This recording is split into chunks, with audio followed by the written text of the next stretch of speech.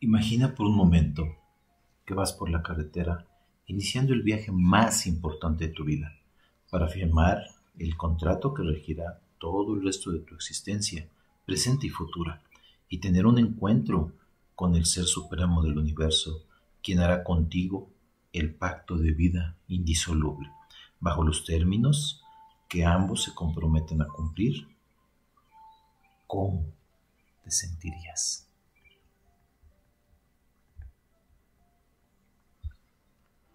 Amados hermanos en la fe, en esta noche vamos a analizar la lección número 11 que lleva por título El Monte Sinaí, lugar de pacto.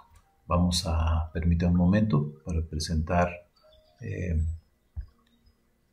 para poder hacer la presentación precisamente de esta lección que lleva por título, como mencionaba, Monte Sinaí, lugar de pacto. Esta lección tiene un objetivo.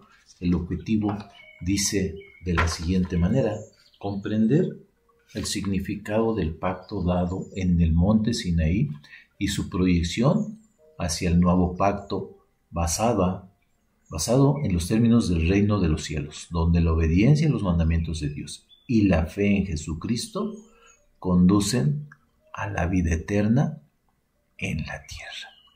Tenemos una lectura bíblica precisamente que se encuentra en el libro de los Hebreos, en su capítulo número 12, mis amados hermanos, en su capítulo número 12, versículos 18 al 24, que dice de la siguiente manera: no os habéis acercado al monte que se podía tocar, al fuego encendido, a las tinieblas, a la profunda oscuridad, a la tempestad, al sonido de trompeta y al estruendo de las palabras, que los que lo oyeron rogaron que no se les hablase más, porque no podían soportar lo que se mandaba. Si un animal toca el monte, será apedreado. Y tan terrible era aquel espectáculo que Moisés dijo: estoy aterrado y temblando.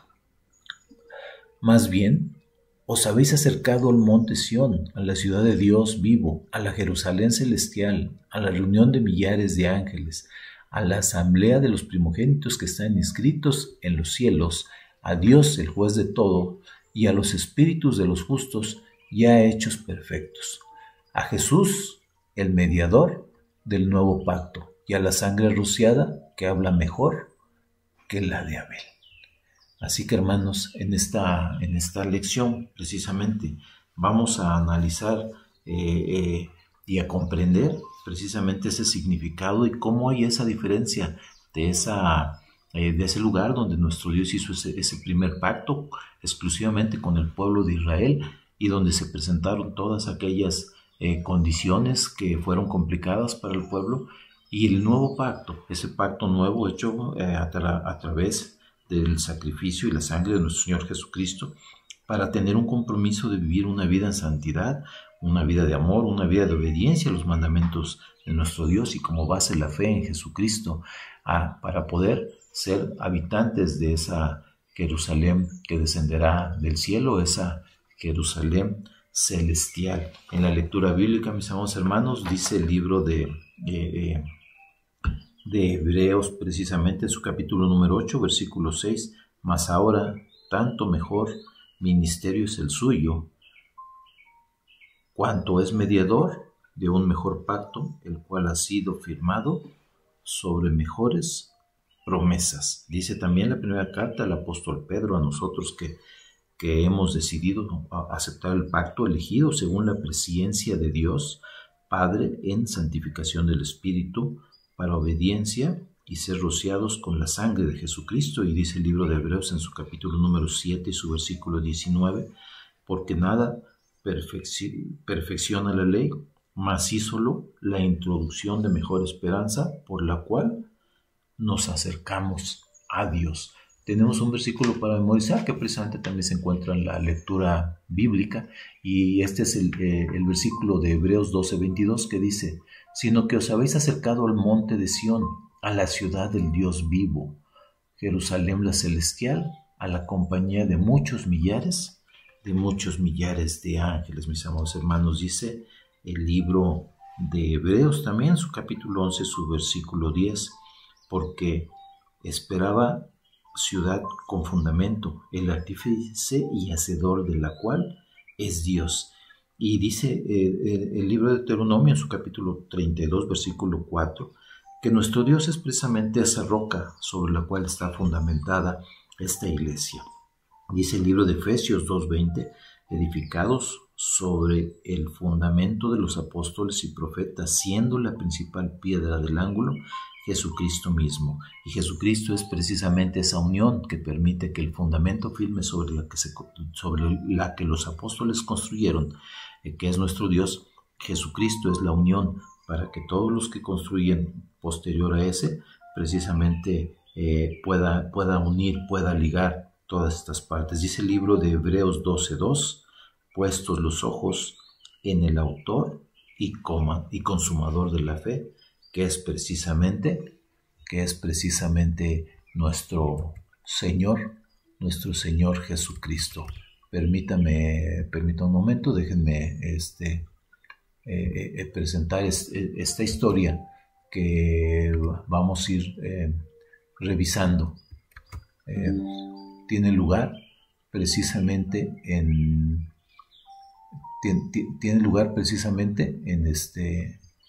allá en el Medio Oriente. Tiene lugar en Medio Oriente.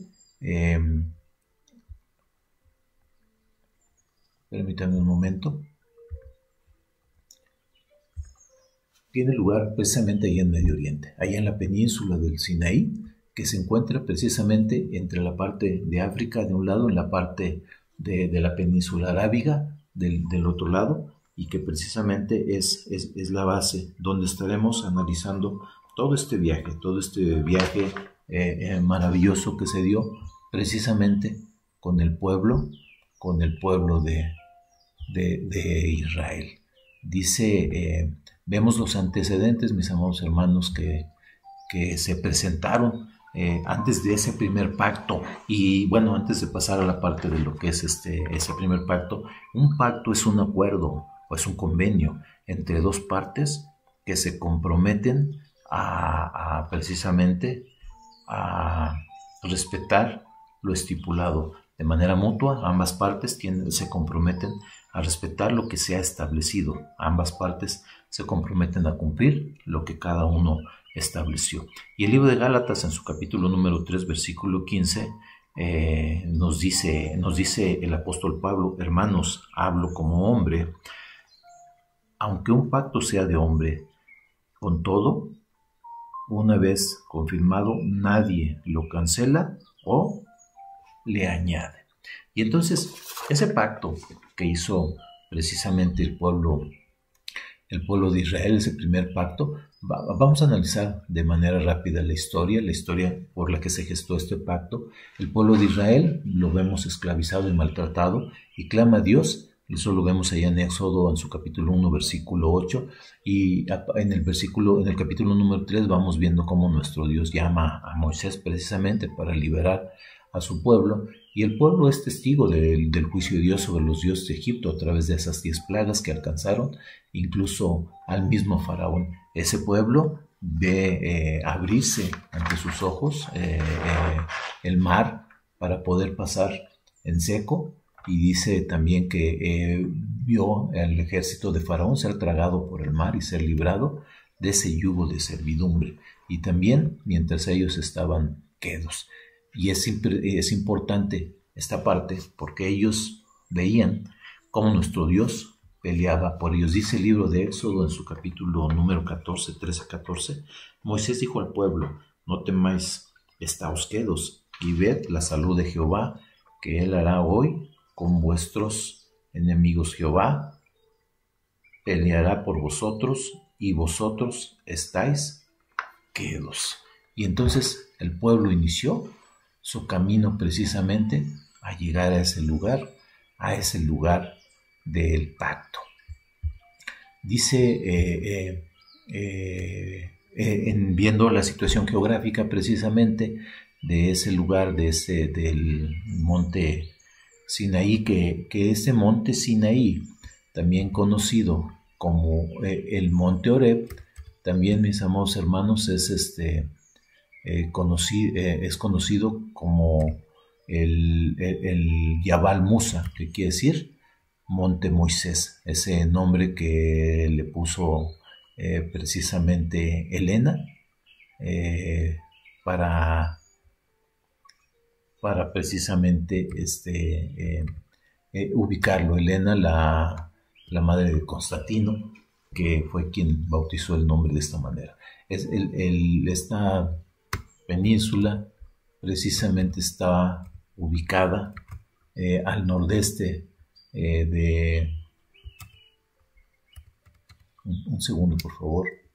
Está ubicada al nordeste de Egipto, y la altura que tiene este monte es de 2.285 metros de altura sobre el nivel del mar. Israel llegó precisamente desde ahí, está marcado el delta del Nilo, cruzando por Pijajirot, cruzando el mar, pasando por todo lo demás, por Mará, etcétera, hasta llegar precisamente al punto del monte Sinaí, que lo vemos ahí en la parte inferior central.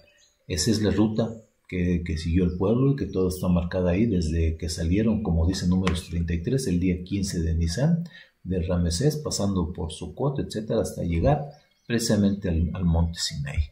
Y entonces la gran pregunta es, ¿en qué condición llegó Israel a esta cita con Dios después de haber vivido todas esas situaciones y haber llegado a este monte Sinaí? ¿En qué condición llegó el pueblo? Y entonces vemos nuestro material exegético que dice de la siguiente manera. El párrafo 1 dice: el monte Sinaí, también conocido como Horeb, es uno de los lugares más sagrados y trascendentales en la historia bíblica. Fue en ese monte donde Dios se reveló de manera majestuosa a Moisés y al pueblo de Israel, no solo con palabras, sino con truenos, relámpagos, fuego, temblor de la tierra.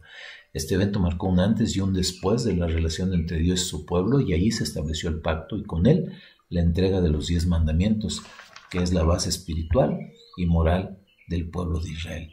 Y había esa expectativa. Vemos ahí el pueblo llegando a la base del monte de Sinaí, a la espera de algo grande y solemne. Y entonces dice el libro de Éxodo en su capítulo número 19 que Dios llamó a Moisés a subir al monte y le dijo: si me obedecen y guardan mi pacto, serán mi especial tesoro de entre todos los pueblos de la tierra.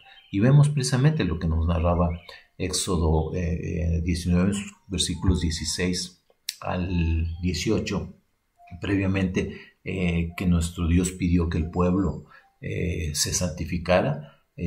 Hoy y mañana, y al tercer día deberían de estar ahí, y ellos estaban con gran expectativa.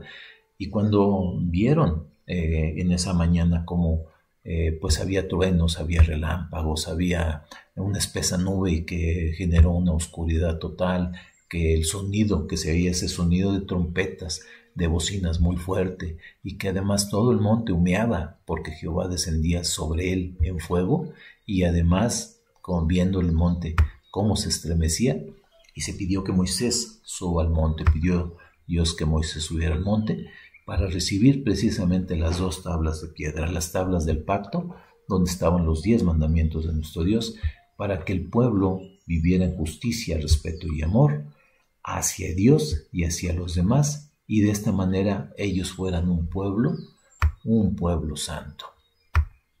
Dice el párrafo número 2, mis amados hermanos.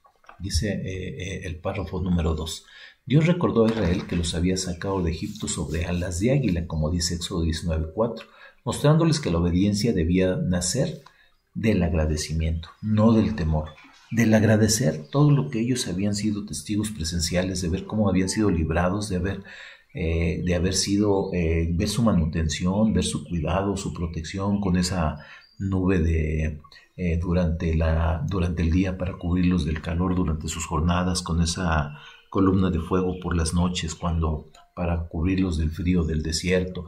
De todas las cosas que el pueblo vio, él debía vivir en agradecimiento y obedecer a nuestro Dios por agradecimiento y no por temor. Y el temor que debe de existir, sí, como debe existir en nosotros, es ese temor reverencial, ese temor de adoración de ofender al Padre. Dice el libro de Proverbios en su capítulo 1, versículo número 7, que el principio de la sabiduría es el temor de Jehová. Y el pueblo, cuando responde de una forma muy hermosa en Éxodo 19:8, que dice: todo lo que Jehová ha dicho, haremos. Ahí estaba el pacto y el compromiso. Dios había establecido las normas y el pueblo decía que todo lo que nuestro Dios había dicho, eso iba a ser. Y este pacto fue basado en la ley escrita en las tablas de piedra y fue un pacto con el pueblo de Israel, destinado a ser una nación santa y separada de los demás. Sin embargo, la revelación de Dios no terminó en el Sinaí, siglos después, porque la ley fue dada en el 1450, siglos después, cuando nuestro maestro llega, y estamos hablando de cerca de 1500 años, 15 siglos, por medio de Jesucristo, el Mesías enviado, se anuncia un nuevo pacto que no es para reemplazar la ley, sino para llevarla a su plenitud. En el libro del apóstol Mateo, en su capítulo número 5, versículo 17, Jesucristo nos menciona que Él no vino a abrogar la ley, sino vino a cumplir. Dice: no penséis que he venido a abrogar la ley o los profetas, no he venido a abrogar, sino a cumplir. Y el libro de Isaías, en su capítulo número 42, versículo 21, nos dice que Jehová se complació por amor de su justicia en magnificar la ley y engrandecerla. Entonces, este nuevo pacto ya no está centrado en ese monte físico. Ahora no está ligado, como dice aquí, a una nación terrenal, a un suelo físico, sino que se fundamenta en los términos del reino de los cielos, en la promesa de la Jerusalén de arriba, la Jerusalén que ha de descender a la tierra, para que todos aquellos que han aceptado el pacto de nuestro Dios y vivido precisamente en sus mandamientos y en la fe de Jesucristo, puedan entrar en él. Dice: figura de lo que proviene de Dios. Dice el libro de Gálatas. Vamos a ver, permítanme un segundo, vamos a ver el libro de Gálatas en su capítulo número 21. Denme un momento, por favor. Gálatas en su capítulo número 4 y a partir de su versículo número 21 dice de la siguiente manera. Un momento, por favor, un momento. Dice Gálatas en su capítulo número 21, en su versículo 21 dice: porque escrito está que habrán todos hijos, uno de la esclava y otro de la libre. Pero desde el versículo 21, decidme a los que queréis estar bajo la ley, ¿no escucháis la ley? Porque escrito está que Abraham tuvo dos hijos, uno de la esclava y otro de la libre. Pero mientras que el de la esclava nació según la carne, el de la libre nació por medio de la promesa. En estas cosas hay una alegoría, pues estas mujeres son dos pactos. Agar es el pacto del monte Sinaí, que engendró hijos para esclavitud, porque Agar representa Sinaí, montaña que está en Arabia y corresponde a la Jerusalén actual, la cual es esclava y juntamente con sus hijos. Pero la Jerusalén de arriba, la cual es nuestra madre, es libre, porque está escrito: alégrate, oh estéril, que no das a luz, prorrumpe en grito de júbilo y levanta la voz, tú que no estás de parto, porque más son los hijos de la desolada que los de la que tiene marido. Ahora bien, hermanos, vosotros sois hijos de la promesa tal como Isaac. Pero como en aquel tiempo el que fue engendrado según la carne perseguía al que había nacido según el Espíritu, así es ahora también. Pero, ¿qué dice la Escritura? Echa fuera a la esclava y a su hijo, porque jamás será heredero el hijo de la esclava con el hijo de la libre. Así que, hermanos, no somos hijos de la esclava, sino de la libre. Así que, hermanos, como menciona precisamente esta parte de Gálatas, somos hijos de la libre, somos hijos del nuevo pacto. Así como hubo esos dos pactos, y Agar es el pacto del monte Sión que nuestro Dios hizo con el pueblo de Israel, ahora ese pacto de Sara, el pacto de la libre, el pacto de la promesa, el pacto sobre el que fueran hechas las promesas a Abraham allá en Génesis, precisamente nosotros somos miembros de ese pacto, pero solamente si guardamos y obedecemos los mandamientos y vivimos con ese amor, con esa fidelidad. Dice, esto no significa que el propósito divino sea trasladar a los fieles al cielo, sino que la restauración que viene del cielo, de carácter espiritual y eterno, se manifestará en la tierra, cumpliendo el plan anunciado desde el principio. Esta promesa está reservada para todos aquellos que guardan los mandamientos de Dios y mantienen la fe de Jesús,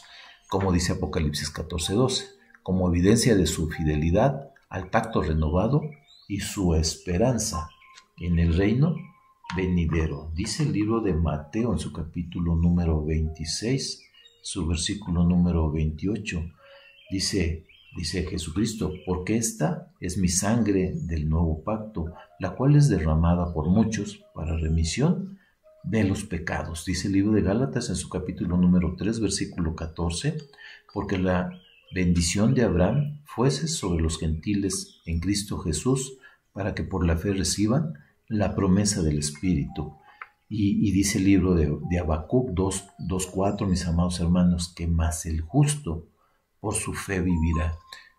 Este es un pacto con nuestro Dios, un pacto de fidelidad, un pacto de mantenernos firmes en los mandamientos, un pacto de lealtad para todos aquellos que son confiables y que se mantienen firmes en la fe y siendo fieles como hijos de un Dios fiel. Dice la segunda carta a Timoteo en su capítulo 2, versículo 13, dice que si nosotros pues fuéramos infieles, Él permanece fiel, no se puede negar a sí mismo, porque Él es fiel, porque Él es leal, porque Él es fiel al pacto que ha hecho y que ha establecido. Dice precisamente que cosas que he oído, como está escrito, dice antes, como está escrito, cosas que ojo no vio, ni oreja oyó, ni han subido en el corazón del hombre, son las que Dios ha preparado para aquellos que le aman. Entonces, mis amados hermanos, somos llamados precisamente a guardar esos mandamientos, a que ese nuevo pacto, que es diferente del primero, servir en amor, servir en fidelidad, servir en gozo, servir en alegría. Dice el párrafo 3. Por tanto, el monte Sinaí sigue siendo un símbolo poderoso del pacto, pero hoy no nos acercamos a él con temor, sino con una nueva realidad, el llamado a vivir como ciudadanos del reino de Dios, transformados no solo por palabras escritas, sino por una ley viva escrita en el corazón. Dice el libro de Jeremías 31:33, que al igual que Hebreos 8:10, dice de la siguiente manera, por lo cual este es el pacto que ordenaré a la casa de Israel. Después de aquellos días, dice el Señor, daré mis leyes en el alma de ellos y sobre el corazón de ellos las escribiré. Y seré a ellos por Dios, y ellos me serán por pueblo. Como lo dice Jeremías, capítulo número 3, versículo 31, versículo 33. El pacto de hoy dice, no es nacional, sino espiritual. No es basado en genealogías, sino en fidelidad. Es un llamado a vivir conforme a la voluntad del Creador, expresada tanto en su ley como en el testimonio de Jesucristo. Como varones del Señor, debemos comprender que el pacto no ha sido abolido, sino elevado. Seguimos siendo llamados a la obediencia, pero desde una conciencia renovada por el conocimiento del reino. No caminamos hacia un monte humeante, sino hacia un reino sólido y permanente que sea preparado para todos aquellos que viven bajo el gobierno del Rey que viene. Y así como Israel fue apartado para ser un pueblo especial, nosotros, tú, hermano, hoy somos apartados para vivir en santidad, guardando los mandamientos y testificando de la fe en Jesús como nuestro Señor y Mesías. El libro de Hebreos en su capítulo 12, versículo 28 dice, así que, tomando el reino inmóvil, retengamos la gracia por la cual sirvamos a Dios agradándole con temor y reverencia. Somos hijos del reino. Somos hijos que tienen la ley escrita en sus corazones, nacidos de nuevo a través del bautizo, libres de la esclavitud del pecado, como nos dice el libro de Romanos en su capítulo número 6. ¿Cómo serviremos aún al pecado si ya hemos sido libertados? Somos transformados con una conciencia renovada, fieles discípulos de Jesucristo, viviendo en el Espíritu, con la ley escrita en nuestros corazones, trabajando en el Evangelio y buscando parecernos cada día más y más a nuestro Señor Jesucristo. amando a Dios sobre todas las cosas y guardando los mandamientos con la fe puesta de manera clara en el Señor Jesucristo. Dice el libro de Deuteronomio 7:9: Conoce pues que Jehová tu Dios es Dios, Dios fiel, que guarda el pacto y la misericordia a los que le aman y guardan sus mandamientos hasta las 1000 generaciones. Y de esta manera, dice el libro de 1 Corintios 5:8, así es que hagamos fiesta, no en la vieja levadura ni en la levadura de malicia, sino en ázimos de sinceridad y de verdad. Y dice 1 Corintios 4:2, mas ahora se requiere que en los dispensadores que cada uno sea hallado fiel, como dice Lucas 12:42, y dijo el Señor: ¿quién es el mayordomo fiel y prudente, el cual el Señor pondrá sobre su familia para que a tiempo dé su ración?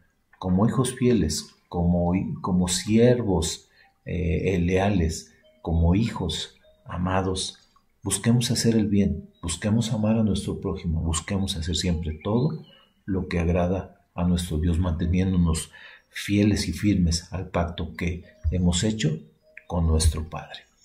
Hay unas actividades, mis amados hermanos, que dicen de la siguiente manera: ya en la sesión que tengan el próximo sábado, leer Éxodo 19:1-8 y Éxodo 20:1-21 y compartir entre todos cuál fue la experiencia del pueblo cuando recibió la ley. Hay que reflexionar por qué Dios se reveló con tanto poder y qué significa hoy vivir bajo el pacto y cómo se reflejan los mandamientos en tu vida diaria. Y hay que hacer una dinámica que deben de organizarse y seleccionar cada uno de los 10 mandamientos y compartir cómo lo están aplicando o qué necesitan modificar para aplicarlo de manera más consistente en sus vidas. Y de la misma forma, el trabajo en casa es que hay que reflexionar en la casa las siguientes preguntas y compartir el próximo sábado con la sociedad. La pregunta 1 dice: ¿estoy viviendo conforme al pacto que proviene del cielo? La pregunta 2 es: ¿guardo los mandamientos de Dios con convicción o solamente lo estoy viviendo como una rutina? Y la pregunta número 3 es: ¿guardo los mandamientos de Dios? La pregunta número 3 es: ¿de qué manera estoy testificando la fe de Jesús en mi vida diaria? Así que, mi amado hermano, hoy nos damos cuenta que precisamente somos miembros de ese nuevo pacto. Hemos establecido un pacto con nuestro Dios. Así que hoy que inicia tu camino, hoy que te das cuenta de nueva manera ese compromiso que tienes, ese pacto con ese Dios fiel y ese pacto con ese Dios leal, esfuérzate en ser ese hijo de Dios, en ser ese hijo de tu Padre que guarda sus mandamientos y que tiene esa fe puesta en Jesucristo, que trabaja en pro del Evangelio y que busca que el reino de los cielos pueda ser conocido por todos aquellos que Dios pone en nuestro caminar. Mantente firme en tu caminar, mantente firme en la guarda de todas aquellas cosas que nuestro Dios demanda y permite que el Espíritu siga trabajando en ti y encamina a Dios todos tus caminos.